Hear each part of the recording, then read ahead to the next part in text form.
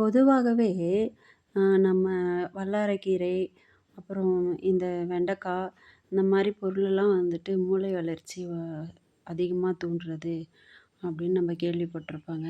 குழந்தைக்கு வந்து இந்த வெண்டைக்காய் அதிகமா குடுங்க. அப்புறம் வல்லாரை சம்மந்தமா துவையல் அரைச்சு குடுங்க. இந்த மாரிலாம் சொல்லுவாங்கங்க. அதுலயும் இந்த கஸ்தூரி வெண்டை வந்து அதுக்கான பெஸ்ட்டு ரிசல்ட்டுங்க. பசங்களுமே நல்லா ஈஸியா சாப்பிடுவாங்க. இதோட அந்த தோல் வந்து ரொம்ப மெலிசா இருக்கும்.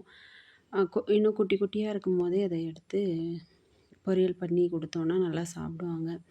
கொஞ்சம் முத்திச்சுனாலும் சீக்கிரமா முத்திரும் இது.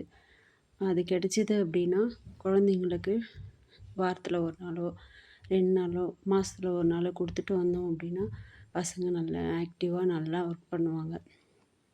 படிக்கிறதும் நல்லா படிப்பாங்க. மூளை வளர்ச்சிய நல்லா ஆக்டிவா வச்சுக்கும். நமக்கு கிடைக்கிறப்பலாம் குழந்தைங்களுக்கு நல்லா செஞ்சு குடுப்போம். நான் இத வந்து குழந்தைங்களுக்காகவே தான் நான் வந்து இத வளர்த்துட்ருக்கேன்.